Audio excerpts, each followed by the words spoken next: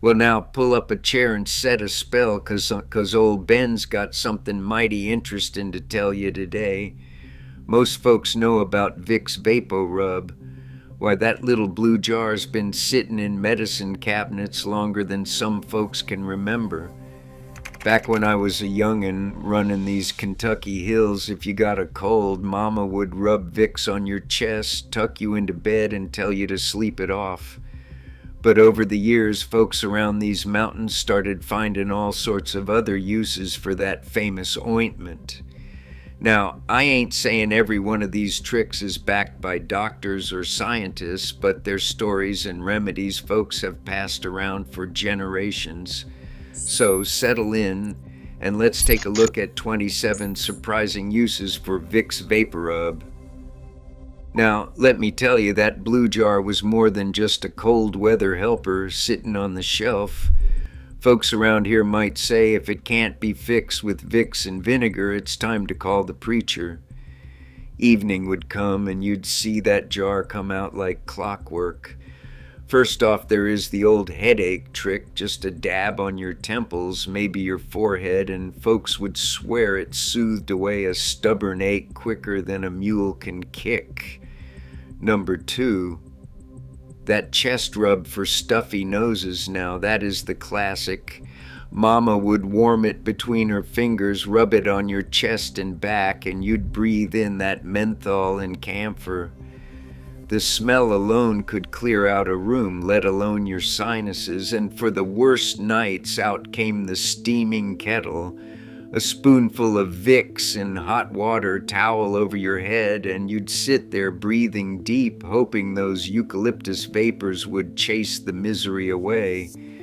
These weren't cures, mind you, but they were comforts passed from hand to hand, generation to generation, right along with the family Bible and the biscuit recipe. That little blue jar earned its place on the nightstand, not just for what it did, but for what it meant. A promise that somebody cared enough to try. After a long day in the fields or bent over a wash tub, folks would reach for that blue jar the same as they would a biscuit from the bread box, part of the evening routine, plain and simple. You would see a granddad working the rub into his shoulders after splitting kindling, or a mama smoothing it over tired calves that would have carried her up and down the holler all day. The menthol bite and camphor tingle were not just for stuffy noses, they brought a kind of steady comfort to muscles sore from honest labor. Some swore it loosened up tight spots, others just liked the warm, slick feel and the way the scent hung in the air like a promise of rest. There was not much talk of science, just the old belief that if it felt good, it must be doing something right.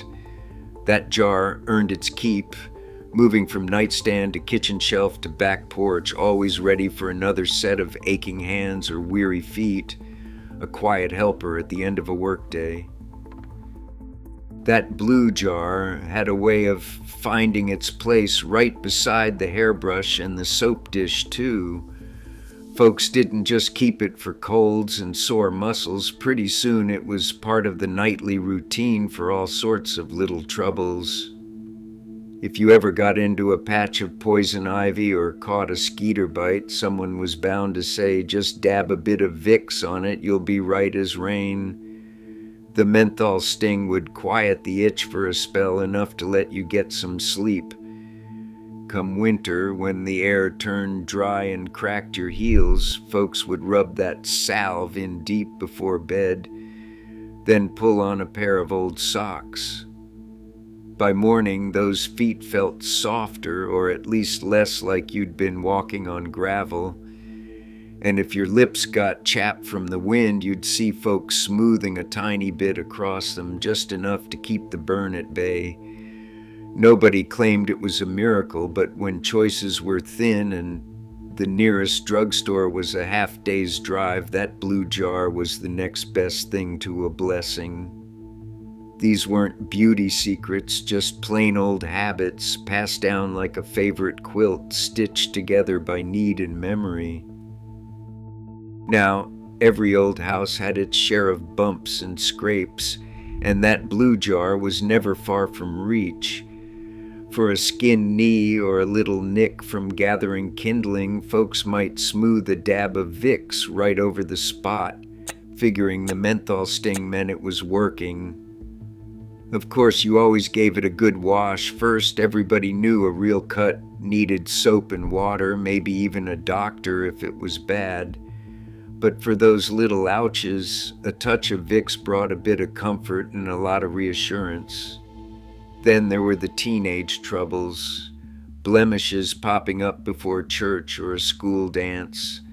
Some swore a tiny smear would take down the redness overnight, though it was more wish and habit than any doctor's promise. And if you caught a bruise from a tumble or a run-in with a stubborn mule, there's an old tale about mixing Vicks with a pinch of table salt and rubbing it in. Folks said it'd help the color fade faster, though that's pure mountain folklore, just another handed-down trick from a time when you made do with what you had. Even so, folks always kept a gentle sense about it. If something looked worse come morning, you set the old remedies aside and called for proper care. That's how it went. Old wisdom, a blue jar, and a steady hand passed from one porch to the next. Now, here's where things get a little more interesting, where stories start to stretch out over months and years, and folks swear by what they saw with their own two eyes. Take toenail fungus, for example. Many a granny will tell you she rubbed Vicks on a stubborn yellow nail every night, and after a while it started looking clearer. Was it the menthol or just the hope that did the trick? Hard to say, but the tale has been passed down like a favorite recipe.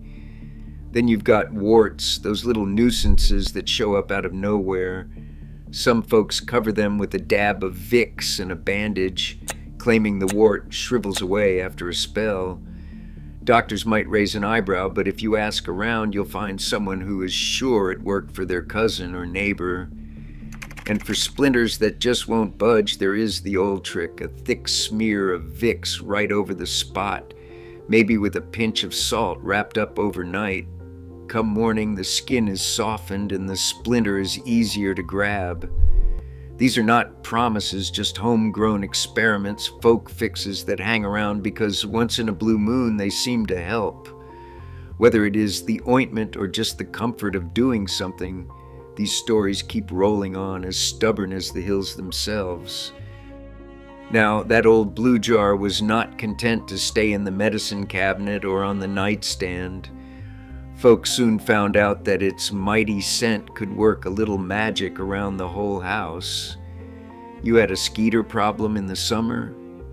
Grandma would swipe a bit of Vicks across the windowsills or dab it on the bedposts, swearing it kept the buzzing pests out of the bedroom better than any store-bought spray. Some even rubbed a little on their ankles and wrists before stepping out to the porch, just enough to keep the bugs guessing. Then there was the matter of curious critters, especially cats with a mind to dig up the flower beds or hop on the porch swing. Folks learned quick that most cats cannot stand the smell of menthol and camphor.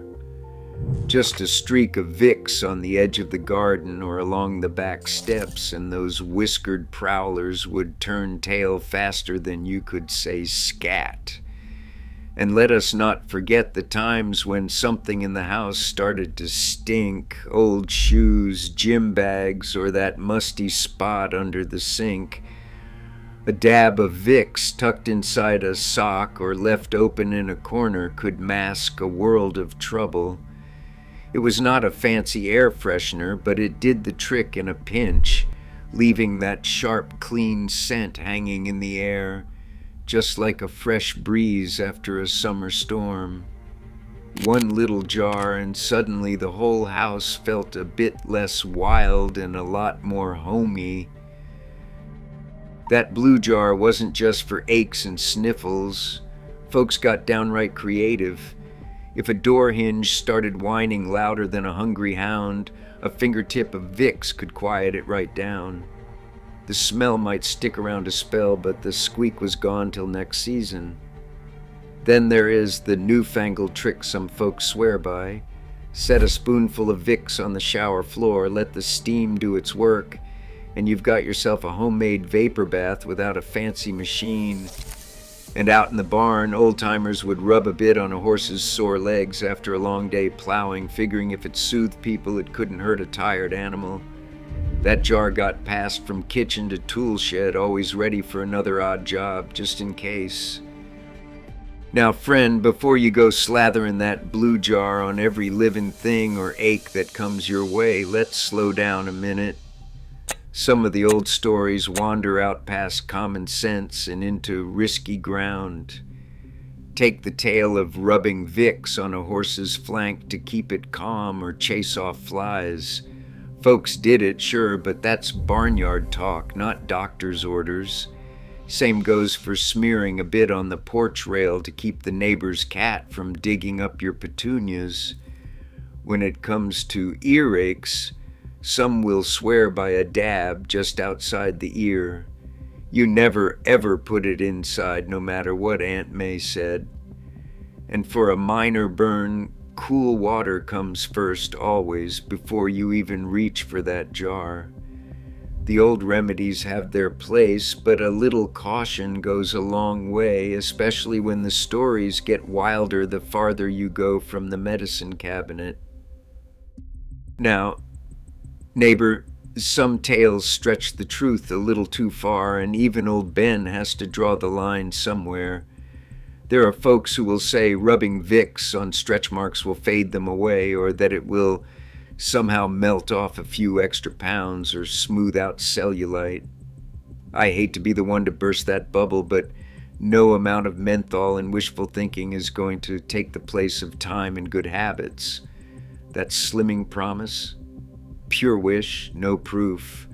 Just a story that got too big for its britches. But the real magic of that blue jar goes back over 100 years to a North Carolina pharmacist named Lunsford Richardson. He mixed menthol, camphor, eucalyptus oil, and petroleum jelly. And during the 1918 flu, folks snapped up every jar they could find, hoping for a little comfort when the world felt mighty uncertain. That's the heart of it, comfort and care handed down from one hard season to the next. Ain't it something how a little blue jar born over a century ago and packed with menthol, camphor, and eucalyptus still lives on every shelf and story? Folks may argue the science, but tradition lingers. Share your family Vicks tales in the comments and be sure to subscribe for more.